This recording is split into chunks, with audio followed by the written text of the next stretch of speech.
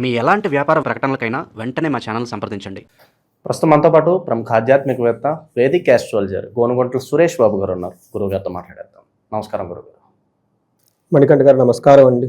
ఓం గం గణపతియే నమః. స్వర్ణలక్ష్మీ నమస్తే అస్తు. పరబ్రహ్మ స్వరూపిణి రాజ్యం దేహి ధనం దేహి సర్వకామాంచ దేహి మే. గురుగారు, మార్చ్ నెలలోకి అడుగు పెట్టేసాం. మరి ఓవరాల్గా సింహరాశి వాళ్ళకి ఈ నెల ఏ విధంగా ఉంటుంది? మనకి 3వ తారీఖు సంభవించే గ్రహణం అనేది ఈ రాశిలోనే జరుగుతుంది. మరి అధికంగా వీళ్ళకి చాలా ఇబ్బందులు ఉంటాయని చెప్పి మాట్లాడుతూ ఉన్నారు. ఎలాంటి ఇబ్బందులు, మరి ఎలాంటి పరిహారాలు చేసుకోవాలి, ఉగాదిని ఏ విధంగా వినియోగించుకుంటే ఈ మాసం వీళ్ళకి బాగుంటుంది? సో మణికంఠ గారు ఇంటర్వ్యూలు చేసి టెక్నికల్ ఇన్ఫర్మేషన్ మీరే పెట్టేసి నెక్స్ట్ లెవెల్కి తీసుకుని వెళ్ళిపోయారు. ఇంట్రడక్షన్ మేమేమి ఇవ్వనవసరం లేదు. సో మీరు చెప్పిన విధంగా సింహరాశి వాళ్ళకి ఈ రాశిలోనే గ్రహణం జరుగుతుంది. కొంచెం ఒత్తిడి ఎక్కువ ఉంటుందండి, విపరీతమైన ఒత్తిడి ఉంటుంది. మనకి ఏ రాశిలో అయితే గ్రహణం జరుగుతుందో ఆ రాశి వాళ్ళకి, దానికి ఆపోజిట్ ఉన్న రాశి వాళ్ళకి బాగా ఒత్తిడి విపరీతంగా ఉంటుంది.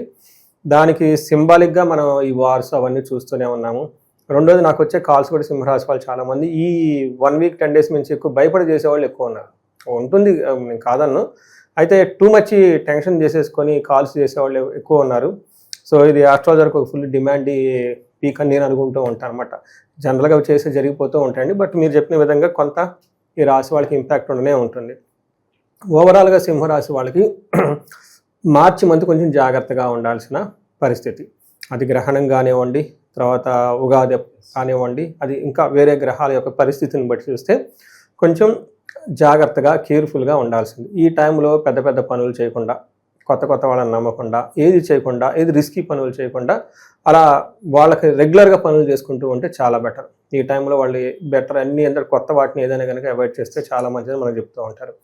ఇందులో వీళ్ళకి గ్రహణం సందర్భంగా చూస్తే విపరీతమైన ఒత్తిడి ఉంటుందండి. వీళ్ళ చుట్టూ ఏదేదో జరుగుతూ ఉంటుంది, ఏం జరుగుతుందో అర్థం కాదు.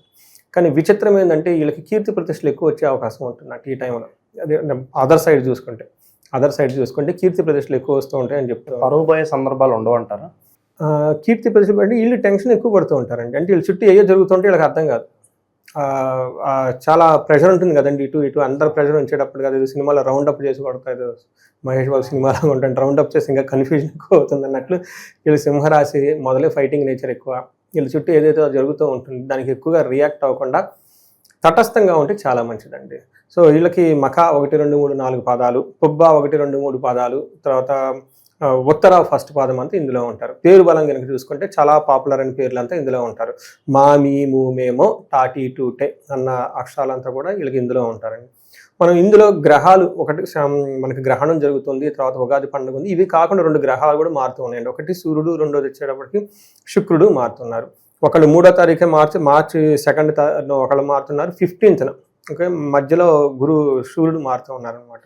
మీకు చెప్పిన విధంగానే ఈ మంత్రులు కొంచెం జాగ్రత్తగా ఉండాల్సిన టైం. ఏ విధంగా, ఎందుకు అంటే గ్రహణం ఎఫెక్ట్ ఖచ్చితంగా ఎదుర్కొంటుంది. తర్వాత ఈ మారుతున్న 2 గ్రహాలు కూడాను బాగా కొంచెం ఇబ్బంది పెట్టే విధంగా ఉంది. అందులోనూ సూర్యుడు బాగా ఇబ్బంది పెడుతూ ఉన్నాడు. ఆల్రెడీ 7th హౌస్లో కుజుడు ఉన్నాడు, ఆయన కొంచెం ఇబ్బంది పెడుతూ ఉన్నారు. ఈ మారిన గ్రహం కూడాను సూర్యుడు ఇబ్బంది పెడుతూ ఉన్నాడు. శుక్రుడు మాత్రం వీళ్ళకి బాగా రక్షణ ఇస్తూ ఉన్నారని చెప్పుకోవాలన్నమాట. బుధుడే అగైన్ గొడవలు చేసే విధంగా ఉన్నారు. అంటే మనకి 4 గ్రహాలు మారుతుంటే 1 గ్రహం ఫేవరబుల్గా ఉంది, మిగతా గ్రహాలన్నీ వీళ్ళకి ఏదో ఒక విధంగా ఆటంకాలు కలిగించే విధంగా ఉంది. కాబట్టి జాగ్రత్తగా ఉండాలి సింహరాశి వాళ్ళు. వీటన్నిటికంటే ముఖ్యంగా వీళ్ళకి అష్టమ శని కూడా నడుస్తుంది.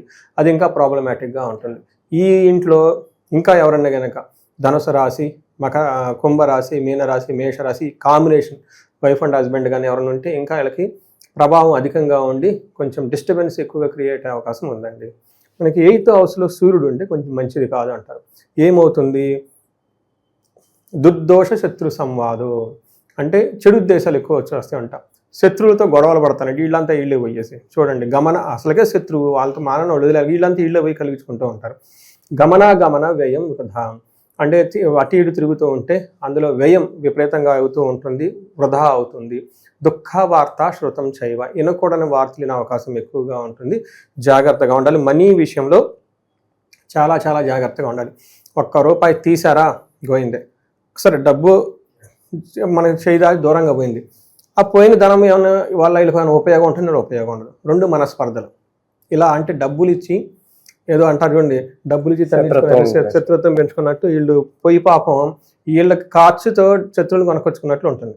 అందుకని చెప్పేసి ఈ రాశి వాళ్ళకి స్పెషల్ రిక్వెస్ట్, ధనం బయటికి తీయకండి, ఎవరితో పడితే వాళ్ళు పరిచయాలు చేయకండి, mind your own business, mind your own family members, mind your own enjoyment. చక్కగా టీవీ చూసుకోండి, రిమోట్ చూసుకోండి, పుకోడీలు చేసుకొని హ్యాపీగా తింటూ ఉండండి. ఈ 1 month అట్లీస్ట్ 15 days గ్రహణం అయిపోయిన తర్వాత నేను చెప్తూ ఉంటాను.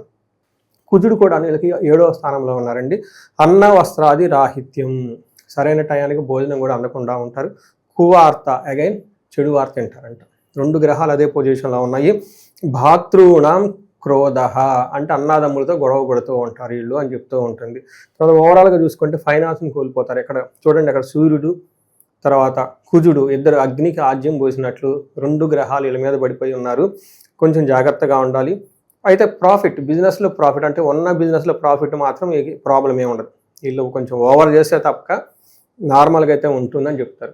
అయితే ఇన్ని గ్రహాలు, ఈవెన్ బుధుడు కూడాను వ్యాపారాన్ని సరిగా జరగనివాడు, ఏదో ఒక ఆటంకం చేస్తూనే ఉంటాడు. ఏ పని చేద్దాం ఆ పని చేద్దాం అనుకుంటా, అంటే ఏ గ్రహం చూసుకున్నా వీళ్ళకి అంత అనుకూలంగా లేదు. అయితే ఒక్క వెలుగు చుక్క అంటారు చూడండి, చీకట్లో ఒక దీపం లాగా శుక్రుడు వీళ్ళకి బాగా సపోర్ట్ ఇస్తూ ఉన్నారు.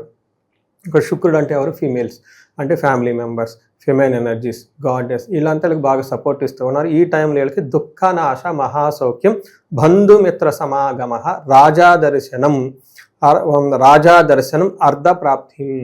చూడండి ఎన్ని రకాలుగా శుక్రుడు వీళ్ళకి హెల్ప్ చేస్తున్నాడు. దుఃఖనాశనం, వీళ్ళు కొంచెం ఏదైనా దుఃఖపడే పరిస్థితి వస్తే వీళ్ళకి ఆ దుఃఖాన్ని ఈ శుక్రుడు పోగొడుతూ ఉంటారు. మహాసౌఖ్యం, టోటల్గా ఎంత జరిగినా కానీ కంఫర్టబుల్గా లగ్జరీగా ఉంటారు. బంధువులతోటి తర్వాత మిత్రులతోటి చక్కగా కలుస్తూ ఉంటారు. హై అఫీషియల్స్ ఉంటారు కదండి, వాళ్ళతో వర్క్ మాత్రం బాగానే ఉంటుంది. సో చూసారు కదండి, ఏది చూసుకున్నా కానీ వీళ్ళు ఓవర్ యాక్టింగ్ చేసి వాళ్ళతో వీళ్ళతో చేసుకుంటే తప్పక అదర్వైజ్ ఈ రాశి వాళ్ళకి చాలా ఉంది. మీరు అడగచ్చు, ఎందుకు ఆ రాశి వాళ్ళు అలా బిహేవ్ చేస్తారు? పోయి శత్రువులతోటి పోయి డబ్బులు పోయి ఏదంటే చేసుకునే అవకాశం ఉందంటే గ్రహణం యొక్క ఇంపాక్ట్ వాళ్ళ మీద ఉంది కాబట్టి ఏదో జరుగుతూ ఉంటుంది, అర్థం కాదు, కన్ఫ్యూజన్ స్థితిలో ఉంటారనమాట. ఒకరికొరకు ఎమోషన్ అయిపోతూ ఉంటారు.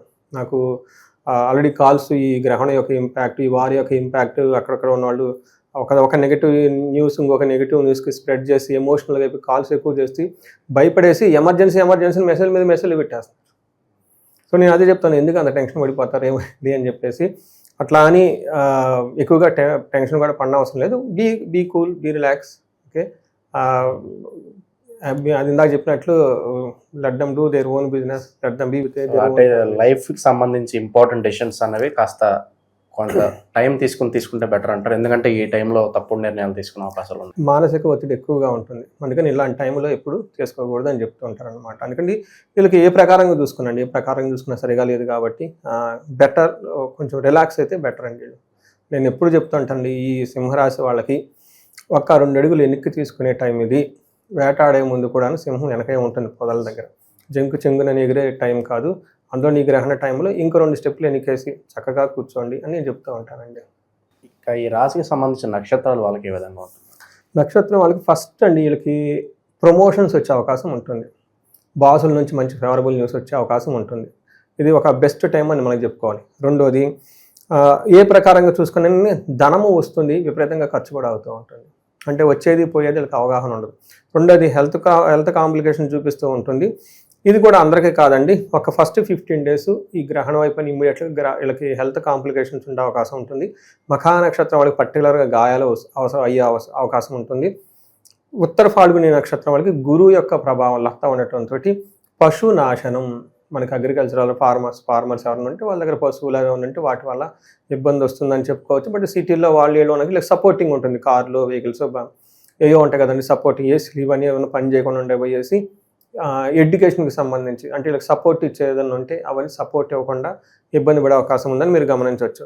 సో చూసారు కదండి, ఈ ప్రకారంగా చూసుకుంటే ప్రొఫెషన్లో వాళ్ళకు ఉన్న దాంట్లో అయితే చక్కగా బాగానే ఉంది. బట్ వీళ్ళ కంట్రోల్ లేని చెడు వార్తలు ఏంటి వినొచ్చు. బట్ వీళ్ళ వరకు మాత్రం వీళ్ళ లిమిట్స్ వీళ్ళు ఉంటే చక్కగా ఉంటుందండి. ఇంకా ఎలాంటి పరిహారాలు బాగుంటాయి అంటారు? అలాగే మనకి ఎగ్జామ్ సీజన్ జరుగుతుంది, స్టూడెంట్స్కి సంబంధించి ఎలాంటి పరిహారాలు చేస్తే వాళ్ళు అనుకున్న ఫలితాలు ఉంటాయి అంటారు? సో ఫస్ట్ స్టూడెంట్స్కి అండి, ఇది మనకి ఎగ్జామ్స్ టైం. ఈ టైంలో అకాడమిక్స్లో బాగా రావాలనుకుంటూ ఉంటారు. వీళ్ళకి కాన్సన్ట్రేషన్ కుదరదు, చెప్పిన మాట వినలేరు, ఇన్డిసిప్లిన్, ఒకసారి తల్లిదండ్రులు తెగ భయపడిపోతూ ఉంటారు. అందుకని వీళ్ళకి ఈ టైంలో పక్క వాళ్ళు చదువుకుంటేనే ఎడిషనల్గా మనకి ముగ్గురు దేవతలను ఉపాసన చేస్తూ ఉంటారు. గురువు, తర్వాత గురువు వచ్చే దక్షిణామూర్తి, హయగ్రీవుడు, నీల సరస్వతి. ఈ ముగ్గురులో వాళ్ళ యొక్క జాతకం చూపించుకొని ఆ జాతకానికి ఎవరికి పూజ చేస్తే బాగుంటుందని వాళ్ళకి జపాలు, హోమాలు, దానాలు అవన్నీ చేసుకుంటే ఆ గ్రహానికి, లేదంటే ఆ దేవతకి హోమం చేసుకుంటే వీళ్ళకి అకాడమిక్స్లో బాగా చక్కగా పెర్ఫార్మెన్స్ చేయొచ్చు. ఇండివిజువల్ జాతకం ఇంకా ఏదైనా గ్రహం ఉంటే సపోర్ట్ చేసేది ఉంటే అది కూడా చూసుకుంటే చక్కగా వీళ్ళకి బాగుంటుంది. వీటితో పాటు జనరల్గా ప్రతి ఒక్కరికి వీళ్ళకి నవగ్రహాలు చుట్టూ తిరగడం చాలా ముఖ్యం. రెండోది దానాలు ఎక్కువగా ఉండటం చాలా ముఖ్యం. గ్రహణానికి వీళ్ళు ఖచ్చితంగా జపాలు, స్నానాలు, దానాలు అని చెప్తూ ఉంటారు. మనం ఇప్పుడు చేసినా చేయపనా ఈ టైంలో చేస్తే చాలా మంచిది. ఈ రాశి వాళ్ళు పర్టికులర్గా ఓం నమ శివాయ మంత్రాన్ని మనకి గ్రహణం పట్టే ముందు నుంచి పట్టే ఇడిచిన తర్వాత వరకు, ఇది ఎక్కువ టైం ఉండదండి, ఒక హాఫ్ అన్ అవర్ ఏమంతా ఉంటుంది, సుమారుగా హాఫ్ అన్ అవర్ 40 minutes అది అనుకోండి, మ్యాక్సిమం 1 hour అనుకోండి. ఈ 1 hour కనుక చేయగలిగితే ఆ మంత్ర సిద్ధి ఎడుకొస్తుంది. తర్వాత ఆ మంత్రం యొక్క ప్రభావంతో నెగిటివ్ ఇన్ఫ్లుయెన్స్ తప్పుతుంది. రెండోది, ఎవరైనా మనకి చాలామంది శ్రీ విద్యా ఉపాసకులు చాలా మంది ఉంటున్నారు ఈ మధ్య, ఆన్లైన్లో చేసి చాలామంది చేస్తున్నారు. So very good. వాళ్ళందరికీ ఏదైనా మంత్రం ఇచ్చుంటే ఆ మంత్రం చేస్తే చాలా బాగుంటుంది. గాయత్రి మంత్రం చెప్పించుకోవచ్చు. తర్వాత ఈ రాశి వాళ్ళు పర్టికులర్గా సూర్య భగవానుని ఉపాసన చేస్తే చాలా మంచిది ఈ టైంలో మెడిటేషన్ కనుక చేయగలిగితే. ఎందుకంటే ఇది సింహరాశికి, ఈ రాశికి అధిపతే సూర్యుడు. అందుకని సూర్యనారాయణ కనుక లేదంటే సూర్య అష్టకం కనుక చాంట్ చేయగలిగితే ఆ టైంలో చాలా బాగుంటుందండి.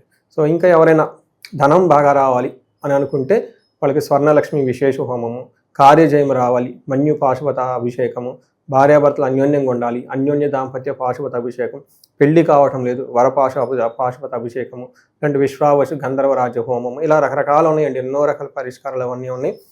ఎక్కడైనా సమస్య అనిపిస్తే ఒకసారి కన్సల్టేషన్ తీసుకొని తగు పరిహారాలు చేసుకుంటే లైఫ్ సింహరాశి వాళ్ళకి 10 రెట్లు ముందుకెళ్తూ ఉందండి.